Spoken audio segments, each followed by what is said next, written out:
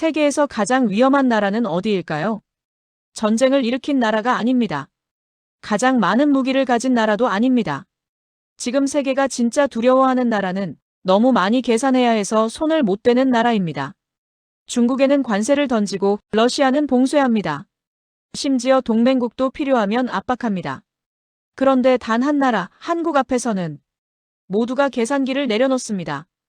위험한 변수로 분류하면서도 먼저 건드리는 순간 판이 무너진다는 걸 알기 때문입니다. 한국은 이기려는 대상이 아닙니다. 누르려는 대상도 아닙니다. 관리해야 하는 변수입니다. 오늘 은퇴를 앞둔 한 국제정치학 교수의 마지막 강의에서 그 이름이 처음으로 정확히 불립니다. 왜 세계는 한국을 견제하면서도 의존하는지, 그리고 왜 이 계산은 점점 통하지 않게 되었는지. 지금부터 그 불편한 진실을 공개합니다. 그 전에 구독과 좋아요를 눌러주시면 영상을 제작하는데 큰 힘이 됩니다. 그리고 지금 이 이야기를 어디서 듣고 계신지도 댓글로 알려주세요. 강의실 문을 열었습니다. 마지막이었어요. 45년간 이 자리에 섰지만 오늘이 정말 마지막이었죠. 학생들은 이미 자리에 앉아 있었습니다. 60명 남짓 되는 얼굴들이었어요. 그중 절반은 제 강의를 듣기 위해 타 대학에서 온 학생들이었죠. 저는 단도직입적으로 말하는 편입니다. 감정을 섞지 않아요. 그게 제 방식이었죠. 그날도 마찬가지였습니다. 인사말도 없이 칠판에 질문 하나를 적었어요. 현재 국제 질서에서 가장 위험한 국가는 어디인가? 학생들이 웅성거리기 시작했습니다. 한 학생이 손을 들었어요. 중국 아니냐고 물었죠. 저는 고개를 저었습니다. 다른 학생이 러시아라고 말했어요. 역시 고개를 저었죠. 북한이라는 답도 나왔습니다. 아니었어요. 강의실이 조용해졌습니다. 학생들은 혼란스러워했죠. 저는 천천히 말했습니다. 위험한 국가는 공격적인 나라가 아니라고요. 핵무기가 많은 나라도 아니고 군대가 큰 나라도 아니라고 했어요. 진짜 위험한 국가는 계산이 안 되는 나라라고 말했죠. 예측 불가능한 게 아니라 계산 자체를 바꿔버리는 나라라고요. 한 학생이 되물었습니다. 그게 무슨 뜻이냐고요. 저는 잠시 침묵했어요. 그리고 대답했습니다. 강대국들이 전략을 짤 때 어떤 나라 하나 때문에 계산이 멈춘다면 그게 위험이다. 학생들은 여전히 이해하지 못한 표정이었죠. 예를 들어드렸습니다. 미국이 중국을 압박하려 할 때, 러시아가 유럽을 위협할 때, 중국이 태평양 전략을 짤 때요. 그 모든 시나리오에 하나의 변수가 반복적으로 등장한다면 어떻겠냐고 물었어요. 그 변수를 빼면 계획이 성립하지 않고 그 변수를 넣으면 결과가 달라진다면요. 강의실이 다시 조용해졌습니다. 몇몇 학생들이 메모를 시작했어요. 한 학생이 조심스럽게 물었죠. 교수님, 그 나라가 어딘가요? 저는 대답하지 않았습니다. 아직은 아니었어요. 대신 이렇게 말했습니다. 여러분은 지금까지 국제 정치를 힘의 논리로 배웠을 겁니다. 강한 나라가 이긴다고 배웠죠. 틀린 말은 아닙니다. 저는 잠시 멈췄어요. 하지만 21세기는 다릅니다. 힘만으로는 설명되지 않는 구조가 있어요. 그 구조 안에서 작동하는 나라가 있습니다. 학생 하나가 손을 들었습니다. 혹시 동맹국 이야기냐고 물었어요. 저는 고개를 저었죠. 동맹은 정치적 수사라고 말했습니다. 실제 국제관계는 계산으로 움직인다고요. 누가 누구를 좋아하는지는 중요하지 않다고 했어요. 중요한 건 누가 누구 없이는 움직일 수 없는가였죠. 칠판에 세 개의 원을 그렸습니다. 미국, 중국, 러시아였어요. 그리고 그 사이에 작은 원 하나를 더 그렸죠. 이름은 쓰지 않았습니다. 학생들이 그 원을 가리키며 물었어요. 저기가 답이냐고요. 저는 천천히 고개를 끄덕였습니다. 그날 강의는 2시간이었습니다. 하지만 그 작은 원의 이름을 밝히기까지는 7개의 챕터가 더 필요했어요. 저는 학생들에게 말했습니다. 오늘부터 여러분은 국제 정치를 다시 배울 겁니다. 힘이 아니라 구조로, 위협이 아니라 계산으로요. 강의가 끝났습니다. 학생들은 어리둥절한 표정으로 나갔어요. 한 학생이 다가와 물었습니다. 교수님, 정말 그런 나라가 있습니까? 저는 짧게 대답했죠. 있습니다. 그리고 여러분은 그 나라를 알고 있어요. 단지 그렇게 생각해 본 적이 없을 뿐입니다. 이틀 뒤 강의가 시작됐습니다. 학생들은 이미 자리에 앉아 있었어요. 지난 시간보다 숫자가 늘었죠. 소문이 퍼진 모양이었습니다. 저는 곧바로 본론으로 들어갔어요. 칠판에 3개의 단어를 적었습니다. 설계, 생산, 납기였어요. 학생들이 고개를 갸웃거렸죠. 이게 국제 정치와 무슨 관계냐고 물었습니다. 저는 대답했어요. 모든 관계가 있습니다. 먼저 미국 이야기를 했습니다. 미국은 설계에서는 여전히 최강이라고 말했어요. F-35 전투기, 최신 반도체 아키텍처, 원자력 항공모함 설계도요. 문제 없었죠.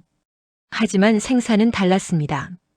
조선소는 20년 전에 문을 닫았고 반도체 파운드리는 대만에 의존했으며 군수 생산 라인은 예산 싸움으로 멈춰 있었어요. 한 학생이 물었습니다. 그럼 전쟁이 나면 어떻게 되냐고요? 저는 잠시 침묵했어요. 그리고 답했죠. 미국은 이깁니다. 하지만 늦게 이겨요. 학생들이 웅성거렸습니다. 우크라이나 전쟁 사례를 들었습니다. 미국은 무기를 주겠다고 약속했지만 실제 납품은 예정보다 6개월 늦었어요. 이유는 간단했죠. 생산 라인이 없었거든요. 창고에 쌓아둔 무기를 주는 건 가능했지만 새로 만드는 건 다른 문제였습니다. 설계는 남았지만 만들 사람이 없었던 거예요. 다음은 중국이었습니다. 중국은 정반대 문제를 안고 있었어요. 생산 능력은 엄청났죠. 조선소, 철강, 배터리, 태양광 패널 모두 세계 1위였습니다. 하지만 병목이 있었어요. 바로 핵심 부품이었죠. 예를 들어드렸습니다. 중국은 전기차를 연간 1000만 대 만들 수 있어요. 하지만 그 차에 들어가는 고성능 반도체는 대만과 한국에서 수입했죠. 군함도 마찬가지였습니다. 배는 만들지만 가스터빈은 우크라이나에서 들여왔어요. 전쟁 이후에는 그마저 끊겼죠. 학생 하나가 손을 들었습니다. 그럼 중국은 자립할 수 없냐고 물었어요. 저는 고개를 저었습니다. 할 수 있습니다. 하지만 10년은 걸려요. 그 10년 동안 중국의 모든 전략은 멈춘다고 말했죠. 그래서 중국은 계산만 하고 움직이지 못한다고요. 러시아는 더 심각했습니다. 전쟁은 할 수 있었어요. 탱크를 굴리고 미사일을 쏘는 건 가능했죠. 문제는 전쟁 이후였습니다. 재건 능력이 없었거든요. 전쟁으로 파괴된 도시를 복구하려면 건설사가 필요했고 에너지 인프라를 재건하려면 발전소 기술이 필요했으면 공장을 다시 돌리려면 설비가 필요했어요. 러시아에는 그 모든 게 없었습니다. 소련 시절 기술은 낡았고 서방 기업들은 떠났으며 중국 기업들은 정치적 리스크 때문에 들어오지 않았죠. 결과적으로 러시아는 전쟁은 끝낼 수 있지만 전후 설계는 할 수 없었습니다. 저는 칠판을 가리켰어요. 세 나라 모두 같은 문제를 안고 있다고 말했습니다. 미국은 설계만 있고 중국은 규모만 크고 러시아는 전쟁만 할 수 있다고요. 그 틈새가 공백이라고 했죠. 한 학생이 날카롭게 물었습니다. 그 공백은 누가 메우는가? 강의실이 조용해졌어요. 저는 천천히 대답했습니다. 메우는 게 아닙니다. 이미 메워져 있어요. 여러분이 몰랐을 뿐이죠. 학생들이 웅성거렸습니다. 저는 말을 이었어요. 강대국은 힘으로 이깁니다. 하지만 시스템에는 취약해요. 그래서 항상 늦죠. 그리고 덧붙였습니다. 반대로 시스템을 가진 나라는 힘은 없지만 절대 늦지 않습니다. 강의가 끝나갈 무렵 한 학생이 다가왔습니다. 교수님, 그 나라가 독일입니까? 저는 고개를 저었어요. 일본이냐고도 물었죠. 역시 아니었습니다. 학생은 당황한 표정으로 돌아갔어요. 저는 혼자 생각했습니다. 독일과 일본은 20세기의 답이었다고요. 하지만 지금은 21세기였죠. 답이 바뀐 겁니다. 그날 밤 연구실로 돌아왔습니다. 불을 켰어요. 책장 가득 쌓인 보고서들이 보였죠. 20년치였습니다. 국방부, 에너지부, 국무부에 제출했던 비공개 문서들이었어요. 저는 그중 몇 권을 꺼냈습니다. 첫 번째는 2010년 보고서였어요. 제목은 차세대 군수 공급망 취약성 분석이었죠. 100여 페이지짜리 문서였습니다. 저는 결론 부분을 펼쳤어요. 거기 한 문장이 적혀 있었죠. K9 자주포 생산국 의존도 심화, 대체 불가 판정. 두 번째 보고서를 펼쳤습니다. 2016년 작성한 반도체 전략 물자 확보 방안이었어요. 결론은 명확했습니다. 삼성전자 및 SK 하이닉스 없이 메모리 반도체 자립 불가능. 저는 그때도 이 문장을 쓰면서 불편했었죠. 인정하고 싶지 않았거든요. 세 번째는 조선 관련 보고서였습니다. 2019년 문서였어요. LNG 운반선 발주 지연 시 에너지 안보 영향 평가라는 제목이었죠. 결론 부분에는 이렇게 적혀 있었습니다. 한국 조선소 외 대안 없음, 중국 품질 신뢰도 낮음, 납기 준수 필수. 저는 책상에 앉았습니다. 손이 떨렸어요. 20년간 제가 쓴 보고서를 다시 보니 패턴이 보였거든요. 군수, 반도체, 조선, 배터리, 원전, 철강까지요. 모든 보고서가 같은 결론으로 끝났습니다. 한 나라 없이는 계산이 성립하지 않는다는 거였죠. 처음엔 우연이라 생각했어요. 두 번째도 예외라고 여겼죠.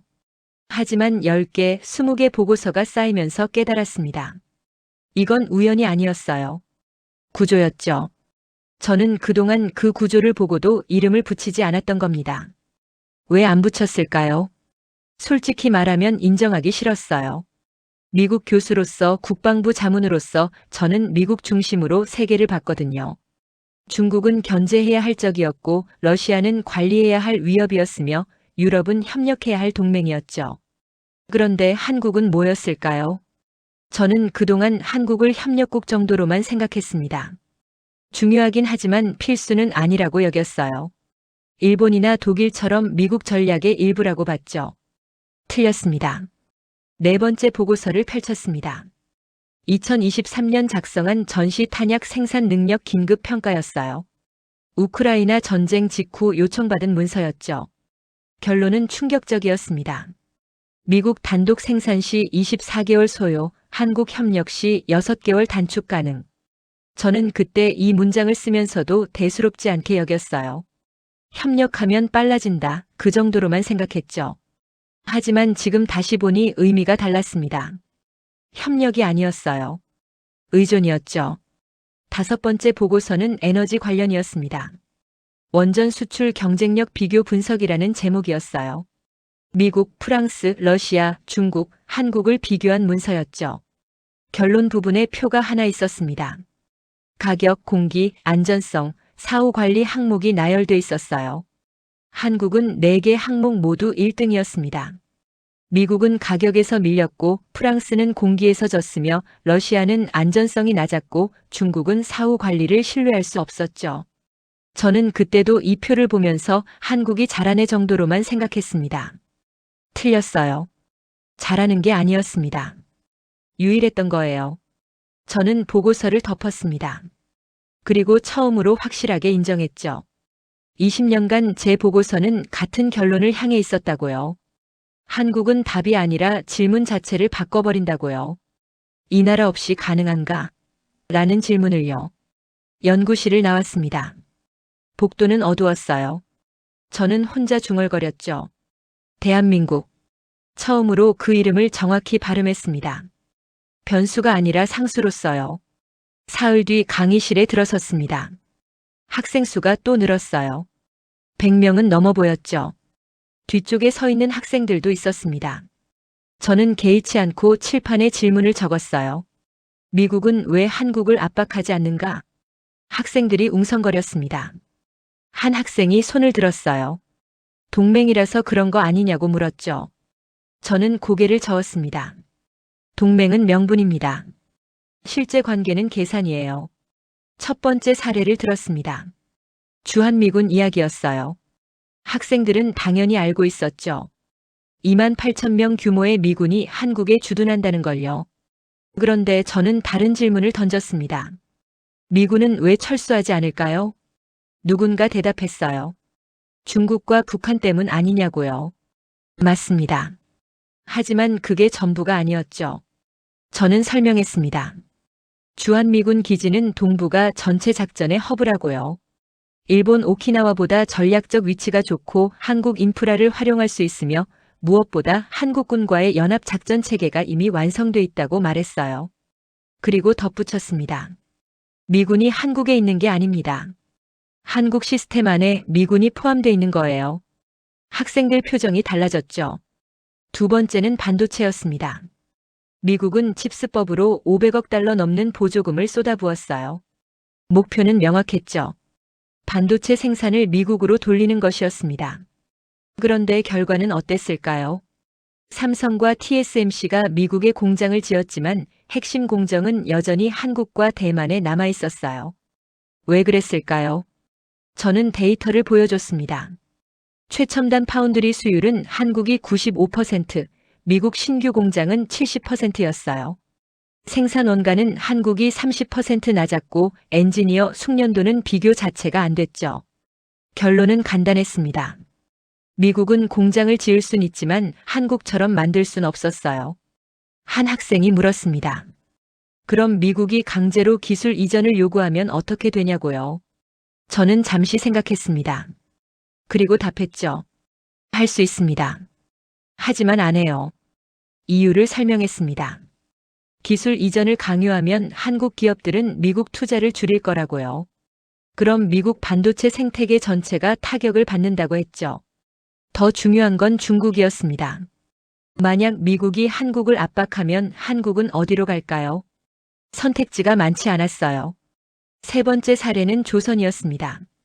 미 해군은 20년 동안 군함을 제대로 못 만들고 있었어요. 예산은 넘치고 납기는 밀렸죠. 그래서 미국은 한국 조선소와 협력을 시작했습니다. 겉으로는 기술 교류라고 했지만 실제로는 한국 생산 능력을 활용하는 거였어요. 저는 학생들에게 물었습니다. 미국이 한국 조선소 없이 해군력을 유지할 수 있을까요?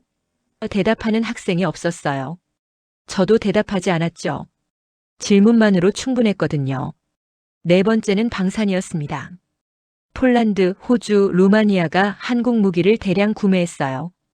K9 자주포, K2 전차 FA-50 경공격기까지요. 이게 미국한테 나쁜 일일까요? 아니었습니다. 오히려 좋았죠. 왜냐고요? 한국 무기 뒤에는 미국 부품이 들어가 있었거든요. 엔진, 전자장비, 일부 센서까지요. 결국 한국이 무기를 팔면 미국 방산업체도 돈을 벌었습니다. 게다가 한국 무기를 쓰는 나라는 자연스럽게 미국 무기 체계와 호환됐어요. 이게 진짜 전략이었죠. 저는 칠판에 정리했습니다. 미국은 한국을 통제할 수도 없고 놓을 수도 없다고요. 통제하려 들면 한국이 멀어지고 놓으면 중국이 가까워진다고 했죠. 그래서 미국이 선택한 건 압박이 아니라 관리였습니다. 한 학생이 날카롭게 물었어요.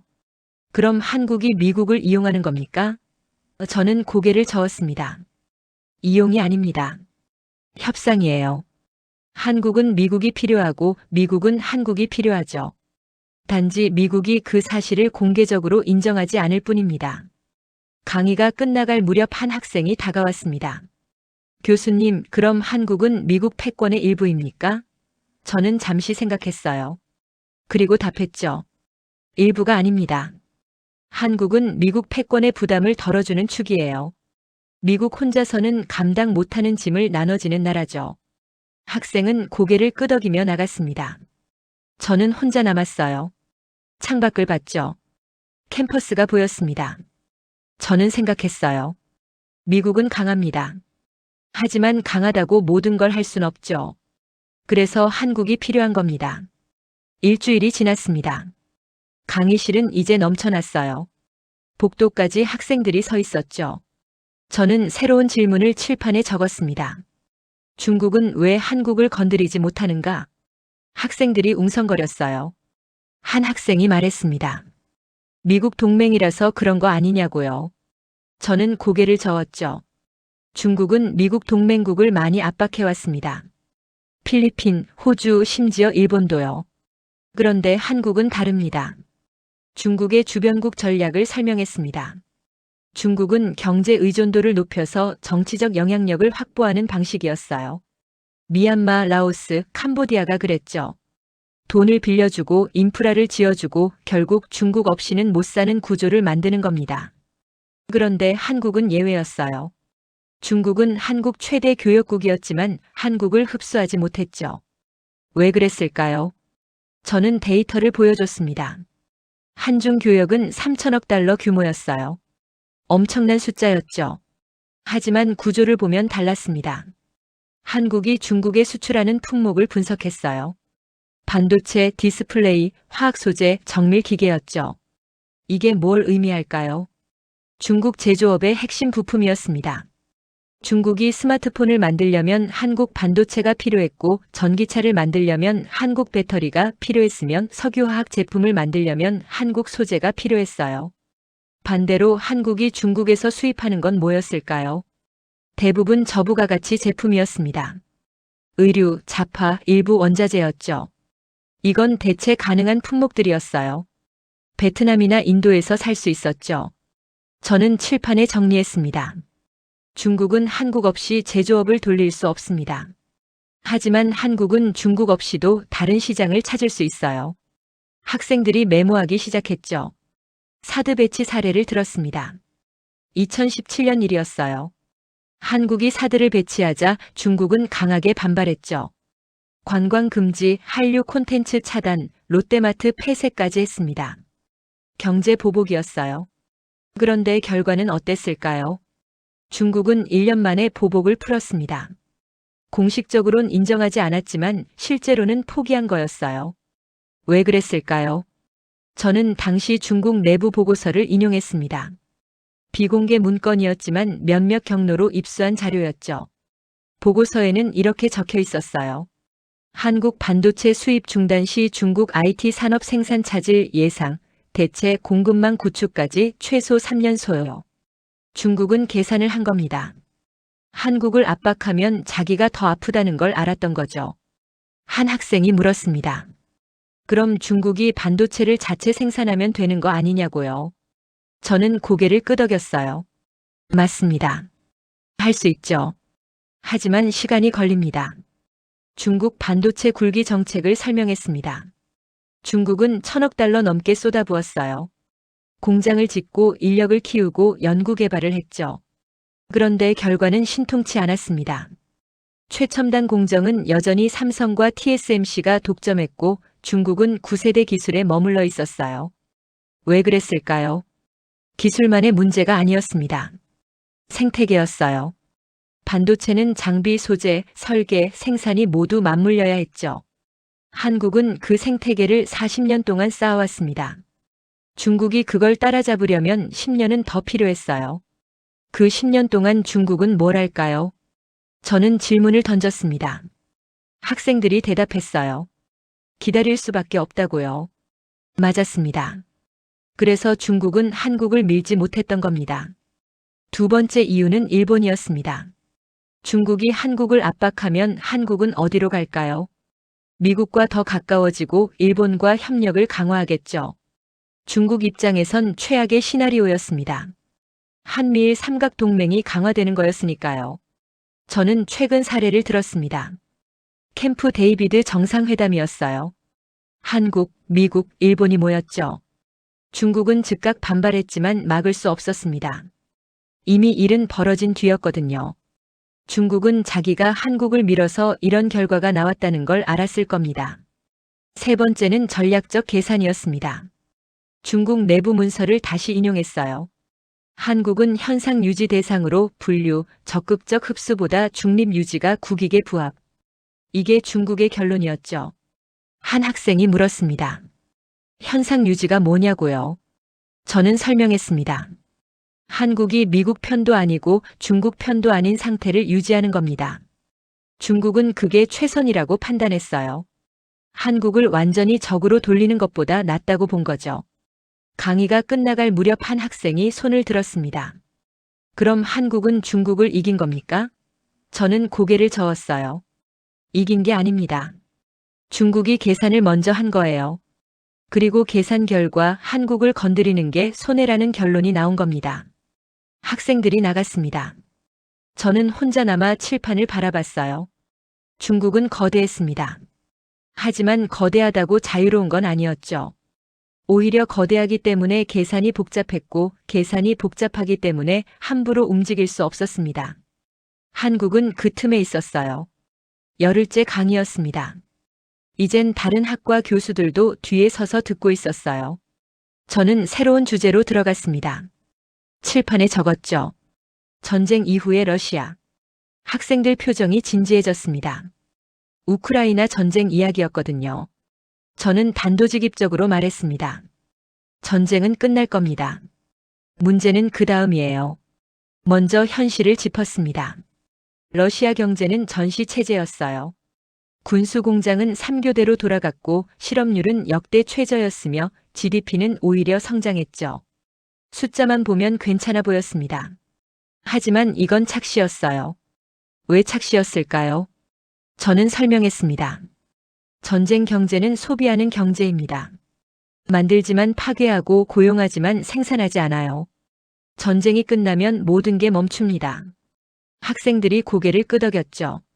러시아의 진짜 문제를 나열했습니다. 첫째, 파괴된 도시였어요. 마리우폴, 바흐무트, 도네츠크 전역이 폐허였죠. 재건하려면 돈과 기술이 필요했습니다. 둘째, 노후화된 인프라였어요. 전쟁 중에는 유지 보수를 못했거든요. 발전소, 송유관, 철도가 모두 낡았죠. 셋째는 인구였습니다. 청년층 수십만 명이 전쟁으로 사라졌어요. 죽거나 다치거나 해외로 떠났죠. 넷째는 기술이었습니다. 서방 기업들이 모두 철수했고 기술 이전은 중단됐으며 부품 공급망도 끊겼어요. 그럼 러시아는 어떻게 할까요?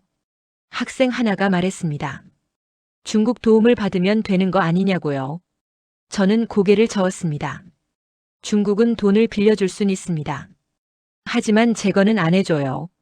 중국 건설사 사례를 들었습니다. 중국은 1대1로로 여러 나라의 인프라를 지어줬어요. 그런데 품질 문제가 계속 나왔죠. 케냐 철도는 완공 3년 만에 균열이 갔고 파키스탄 댐은 설계 오류로 공사가 중단됐으며 스리랑카 항구는 경제성이 없어서 빚만 남았습니다. 왜 그랬을까요? 중국은 빠르고 싸게 짓는 데는 능했지만 정밀하고 오래가게 짓는 건 약했어요. 게다가 사후 관리를 안 했죠. 짓고 나면 끝이었습니다. 러시아가 원하는 건 그게 아니었어요. 러시아가 필요한 조건을 정리했습니다. 첫째, 속도였어요. 빨리 지어야 했죠. 국민들이 기다려주지 않았거든요. 둘째, 대량이었습니다. 한두 개 도시가 아니라 수십 개 도시를 동시에 재건해야 했어요. 셋째, 완공이었습니다. 중간에 멈추면 안 됐죠. 저는 질문을 던졌습니다. 이 세 가지 조건을 동시에 충족하는 나라가 어딜까요? 강의실이 조용해졌어요. 학생들이 생각하기 시작했죠. 한 학생이 조심스럽게 말했습니다. 한국 아니냐고요. 저는 고개를 끄덕였습니다. 맞습니다. 그리고 한국뿐입니다. 한국 건설사 실적을 보여줬습니다. UAE 바라카 원전은 예정보다 빨리 완공됐어요. 사우디 스마트시티는 공정률이 정확했고 폴란드 조선소 현대화는 계획대로 진행됐죠. 한국은 약속을 지켰습니다. 납기를 어기지 않았어요. 더 중요한 건 시스템이었습니다. 한국 건설사는 설계부터 시공, 감리, 사후 관리까지 일괄로 했어요. 턴키 방식이었죠. 발주자는 그냥 완공만 기다리면 됐습니다. 이게 러시아가 원하는 방식이었어요. 한 학생이 물었습니다. 그럼 러시아가 한국한테 요청하면 한국이 받아들입니까? 저는 잠시 생각했어요. 그리고 답했죠. 정치는 시끄럽습니다. 하지만 공사는 끝냅니다. 무슨 뜻이냐고 물었습니다. 저는 설명했어요. 한국 정부는 러시아 제재에 동참합니다. 공식적으로는 협력하지 않아요. 하지만 전쟁이 끝나고 제재가 풀리면 얘기가 달라지죠. 그때 가장 먼저 들어갈 나라가 한국일 겁니다. 왜 그럴까요? 유럽은 안 돌아올 거였어요. 신뢰가 깨졌거든요. 중국은 정치적으로 부담스러웠죠. 러시아가 중국에 종속되는 걸 원하지 않았습니다. 미국 기업은 아예 불가능했고요. 남은 선택지는 한국, 터키, 인도 정도였습니다. 그중 능력이 검증된 나라는 한국뿐이었어요. 터키는 규모가 작았고 인도는 납기를 못 지켰죠. 한국은 둘 다 가능했습니다. 크게도 할 수 있고 빠르게도 할 수 있었어요. 저는 러시아 입장을 정리했습니다. 러시아는 전쟁 중에는 한국을 신경 쓰지 않습니다. 하지만 전쟁 이후에는 반드시 계산에 넣을 거예요. 재건 없이는 정권 유지가 불가능하거든요. 한 학생이 날카롭게 물었습니다. 그럼 한국은 러시아 재건으로 돈을 버는 겁니까? 저는 고개를 끄덕였어요. 네. 그리고 그게 나쁜 일은 아닙니다. 전후 재건은 누군가는 해야 하거든요. 한국이 하면 빠르고 정확하게 끝납니다. 강의가 끝났습니다. 학생들이 나갔어요. 저는 혼자 남아서 창밖을 봤습니다. 전쟁은 파괴하지만 재건은 만드는 거였죠. 러시아는 파괴할 순 있지만 만들 순 없었습니다. 그래서 한국이 필요한 거였어요. 이틀 뒤 강의실에 들어섰습니다. 마지막에서 두 번째 강의였어요. 저는 칠판에 두 단어를 적었죠. 완성과 한계. 먼저 일본 이야기를 꺼냈습니다. 일본은 20세기 기적이었어요. 전쟁 폐허에서 세계 2위 경제 대국이 됐죠. 하지만 지금은 어땠을까요? 데이터를 보여줬습니다. 일본 반도체 점유율은 90년대 50%에서 지금은 10% 이하로 떨어졌어요. 조선은 한국에 밀렸고 전자는 중국에 밀렸으며 철강은 경쟁력을 잃었죠. 자동차만 겨우 버티고 있었습니다. 한 학생이 말했습니다. 기술이 뒤처져서 그런 거 아니냐고요. 저는 고개를 저었어요. 기술은 여전히 훌륭합니다. 문제는 속도예요. 일본 기업 문화를 설명했습니다. 합의제 의사결정, 연공서열, 평생 고용이었죠. 이건 안정적이었지만 느렸습니다. 신규 사업을 시작하려면 수십 번 회의를 해야 했고 구조 조정은 거의 불가능했으며 젊은 인재는 승진을 15년 기다려야 했어요. 반면 한국은 달랐습니다. 빠른 의사결정, 성과 중심, 과감한 투자였죠. 삼성은 반도체에 200조 원을 쏟아부었고 현대는 전기차 전환을 3년 만에 끝냈으며 LG는 배터리 공장을 1년에 5개씩 지었어요. 일본 기업은 이 속도를 따라갈 수 없었습니다. 한 학생이 물었습니다. 그럼 일본이 한국을 따라하면 되는 거 아니냐고요. 저는 잠시 멈췄어요. 그리고 답했죠. 할 수 없습니다. 인구 구조가 이미 끝났거든요. 일본 인구 피라미드를 보여줬습니다. 65세 이상이 30%였어요. 청년은 줄어들고 노인은 늘었죠. 이게 뭘 의미할까요? 혁신보다 복지에 예산이 쏟아진다는 겁니다. 연금, 의료, 요양에 돈이 들어가면 연구개발과 설비 투자는 줄어들 수밖에 없었어요. 한국도 고령화되고 있지만 아직 시간이 있었습니다. 생산 가능 인구가 50% 넘었고 기업들은 여전히 공격적으로 투자했으며 정부도 미래 산업에 집중했죠. 10년 뒤엔 한국도 비슷해질 수 있지만 지금은 달랐습니다. 두 번째는 유럽이었습니다. 유럽은 선진 사회의 완성형이었지만 산업 경쟁력은 떨어졌어요. 독일 자동차는 전기차 전환에 실패했고 프랑스 원전은 비용이 폭등했으며 영국 조선은 사라졌죠. 왜 그랬을까요? 규제가 많았습니다. 환경, 노동, 안전 규제였죠. 좋은 의도였지만 속도를 늦췄어요. 공장 하나 짓는데 5년이 걸렸고 신기술 도입은 규제 심사에 막혔습니다. 한국도 규제가 있지만 유럽보단 유연했습니다. 정부가 필요하다고 판단하면 신속 처리했고 기업들도 법적 테두리 안에서 빠르게 움직였어요. 결과적으로 한국은 2년 만에 끝내는 일을 유럽은 5년 걸렸습니다. 폴란드 원전 사례를 들었습니다. 미국과 한국이 경쟁했는데 폴란드는 한국을 선택했어요. 미국은 완공 시기를 보장 못했지만 한국은 UAE 바라카 원전을 정확히 완공했거든요. 폴란드 방산도 마찬가지였습니다. 독일은 3년 뒤 인도, 한국은 1년 뒤 인도였죠. 한 학생이 물었습니다. 유럽과 일본은 포기한 겁니까? 저는 고개를 저었어요. 포기가 아닙니다. 전환이에요. 독일은 설계에 집중하고 일본은 소재에 집중하며 만드는 건 한국이 하는 겁니다. 실제로 그런 사례가 늘고 있었습니다. 독일 지멘스는 한국 두산 에너빌리티와 협력해서 가스터빈을 만들었고, 일본 신일본제철은 한국 포스코와 합작해서 전기차 강판을 만들었으며, 프랑스 에어버스는 한국 한화에어로스페이스와 협력해서 위성을 쪼립니다. 저는 정리했습니다. 일본과 유럽은 20세기를 완성했습니다. 복지, 민주주의, 인권 모든 게 훌륭해요. 하지만 그게 족쇄가 됐습니다. 완성된 사회는 변화가 느리거든요. 반면 한국은 미완성이었습니다. 복지는 부족하고 노동시간은 길었으며 사회 갈등도 많았죠.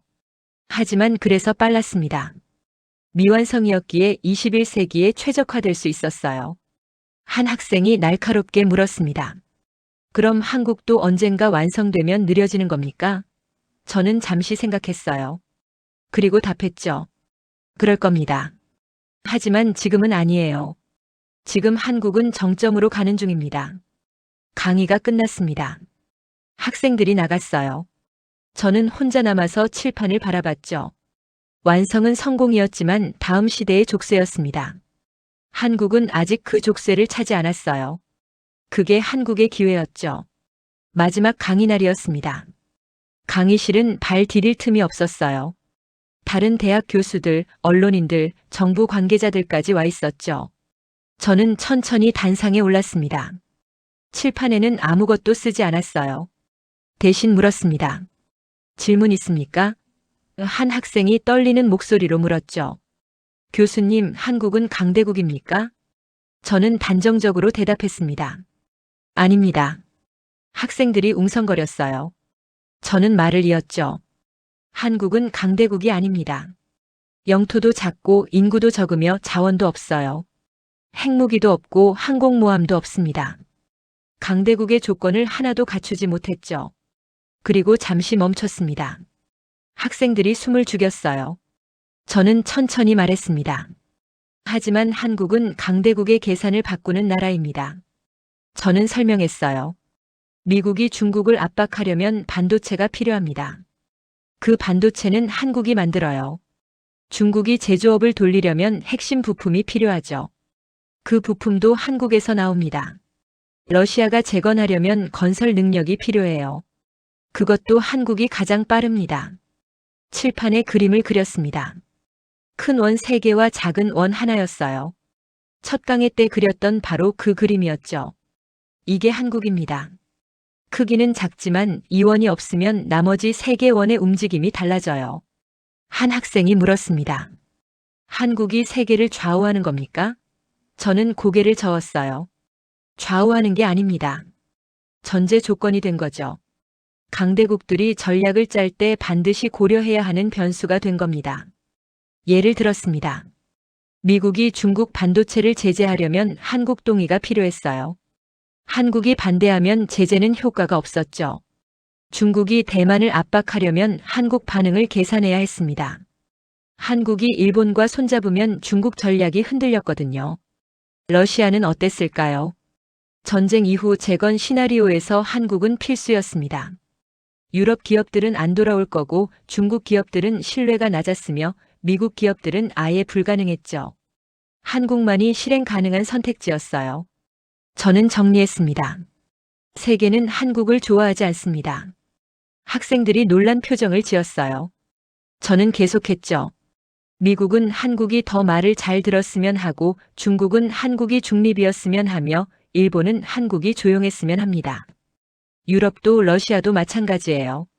그리고 덧붙였습니다. 하지만 모두가 한국을 계산합니다. 전략을 짤 때, 예산을 편성할 때, 외교를 설계할 때 한국을 빼면 안 되거든요. 계산되는 나라는 이미 전제 조건이 된 나라입니다. 그래서 한국이 뭘 하고 있는지 설명했습니다. 방산 수출, 원전 수출, 기술 협력, 공급망 다변화였어요. 한국은 의존도를 줄이고 선택지를 늘리고 있었죠. 어느 한 나라에 종속되지 않으려는 전략이었습니다. 저는 학생들에게 말했습니다.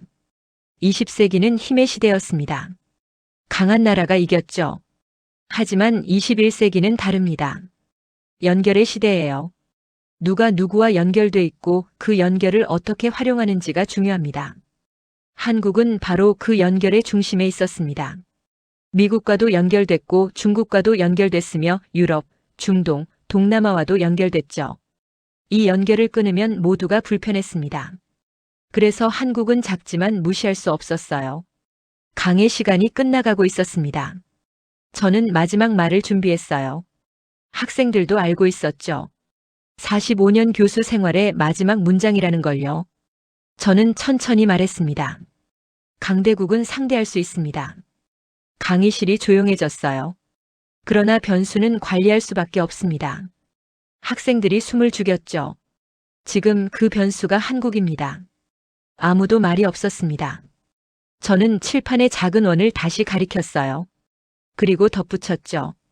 여러분이 졸업하고 10년, 20년 뒤에도 이 원은 여기 있을 겁니다. 크기는 여전히 작겠지만 없으면 안 되는 원으로요. 강의가 끝났습니다. 박수가 터져 나왔어요. 저는 고개를 숙였죠. 학생들이 일어났습니다. 몇몇은 눈물을 흘리고 있었어요. 강의실을 나왔죠. 한 학생이 물었어요. 한국에 가보신 적 있으십니까? 없습니다. 하지만 20년간 연구했죠. 저는 연구실로 걸어갔어요. 창밖으로 캠퍼스가 보였죠. 석양이 지고 있었습니다. 책상에 앉았습니다. 20년치 보고서가 쌓여 있었어요. 모두 같은 결론을 향하고 있었죠. 저는 마지막 메모를 적었습니다. 변수가 상수가 되는 순간 세계는 재편된다. 그리고 펜을 내려놓았습니다. 45년 교수 생활이 끝났어요. 하지만 한국 이야기는 이제 시작이었죠.